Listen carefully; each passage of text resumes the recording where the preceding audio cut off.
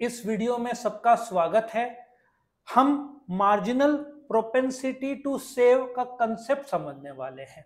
Now save ये जो word है ये किससे आया? सबसे पहले तो सेविंग से आया। Do you agree? Now savings क्या है बेटा? इनकम का वो हिस्सा जो आप स्पेंड नहीं करते हो। नाउ इकोनॉमिक्स में इनकम को क्या बोलते हैं? वाई। ठीक है, आपका वाई लेट अस एज्यूम 100 है, उसमें से आप खर्चा 80, y is equal to consumption, आप 80 रुपीज करते हो तो आपका सेविंग कितना होगा? 20 होगा। नाउ इनकम का वो हिस्सा जो आप स्पेंड करते हो उसको क्या बोलते हैं? कंजम्पशन। इनकम का वो हिस्सा जो आप स्पेंड करते नहीं हो उसको क्या बोलते हैं? सेविंग्स। नाउ ये जो 20 और 100 का एरिथमेटिकल रिलेशनशिप है एपीएस कहला जाएगा, 20/100। ठीक है, 0.20 आएगा। आप बोलोगे सर ये तो मार्जिनल है, मैं जस्ट अभी एक्सप्लेन करने वाला हूं मार्जिनल।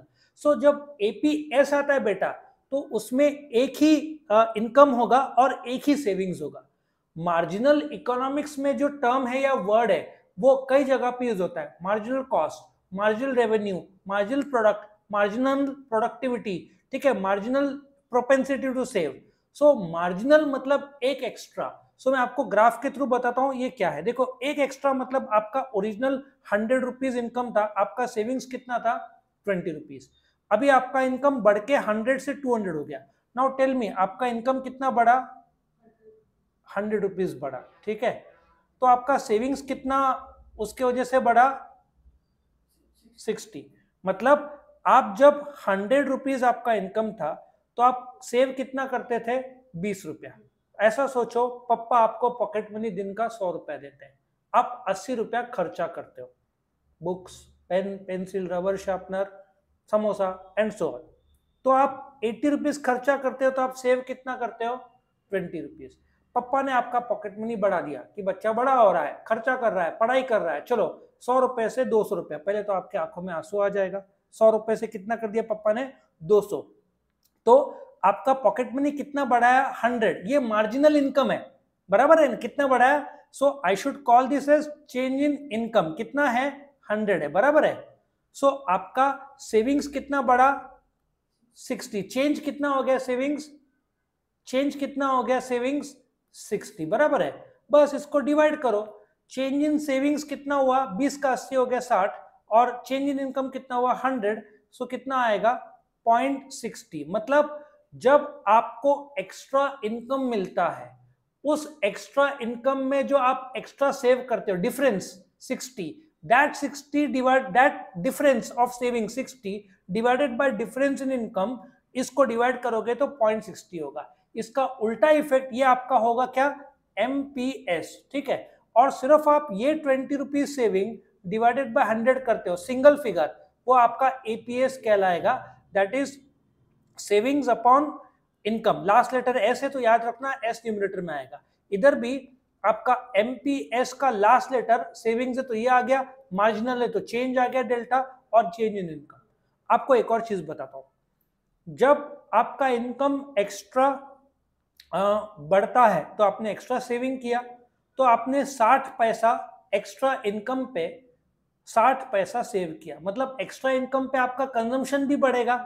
सो आपका 1 रुपया यदि टोटल इनकम है और आपका मार्जिनल प्रोपेंसिटी टू सेव 60 पैसा है, तो आपका मार्जिनल प्रोपेंसिटी टू कंज्यूम 0.40 होना चाहिए, क्योंकि 0.60 प्लस 0.40 होता है 1 रुपया। अब ये फॉर्मूला के बजाय मैं आपको बोलूं आपका एमपीसी 0.40 है तो आप क्या बोलोगे? एमपीएस। सो देयरफॉर एमपीएस का एक और फॉर्मूला क्या है? 1 माइनस एमपीसी। सिंपल सा। यदि मैं आपको बोलूं आपका एमपीसी 30 पैसा है, 0.30, तो आपका एमपीएस कितना होगा? 70 पैसा। लॉजिक समझ में आया? सो एमपीएस के दो फॉर्मूले हैं। ये पहला कौन सा? Change in saving as a result of change in income. और एक और फॉर्मूला क्या है? 1 माइनस एमपीसी। क्या आपको एक कंसेप्ट समझ में आया? ग्राफ के साथ मैं आपको ग्राफ एक बार बता देता हूं। नाउ ग्राफ के लिए कभी भी मार्जिनल आएगा तो आपके ग्राफ के दो पहलू होंगे। मैं यहाँ पे आपको पहले तो आपका 0। अभी आप बोलोगे सर एमपीसी का लाइन पॉजिटिव जोन में रहता है, यहाँ पे मैं आपको एक लाइन दिखा दूं। ठीक है, ये एपीएस का था, बाकी ये लाइन कंजम्पशन का पॉजिटिव है, एमपीसी और एपीसी दोनों का पॉजिटिव है।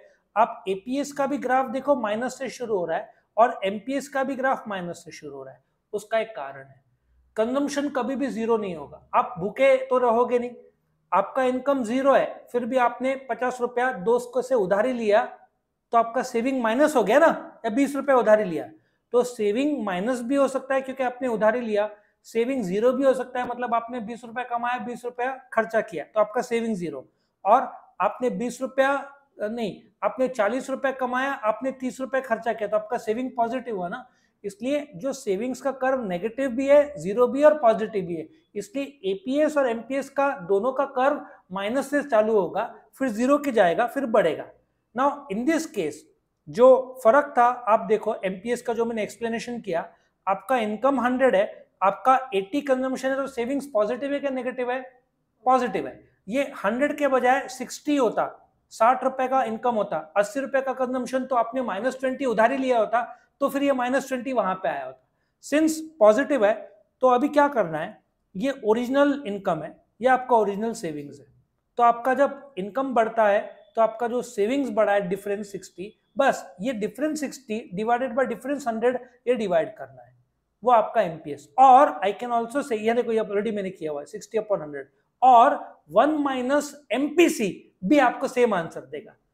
आप बोलोगे एमपीसी, अच्छा एमपीसी आप अलग से निकालोगे, मैंने एमपीसी का भी वीडियो अलग से बनाया है, वो आप देख लेना या मेरे को कमेंट सेक्शन में बोल देना, मैं आपको पहुंचा दूंगा एमपीसी का वीडियो।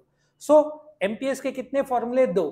पहला change in savings divided by change in income, और MPS is equal to 1 minus MPC. और एमपीसी प्लस एमपीएस हमेशा क्या होगा?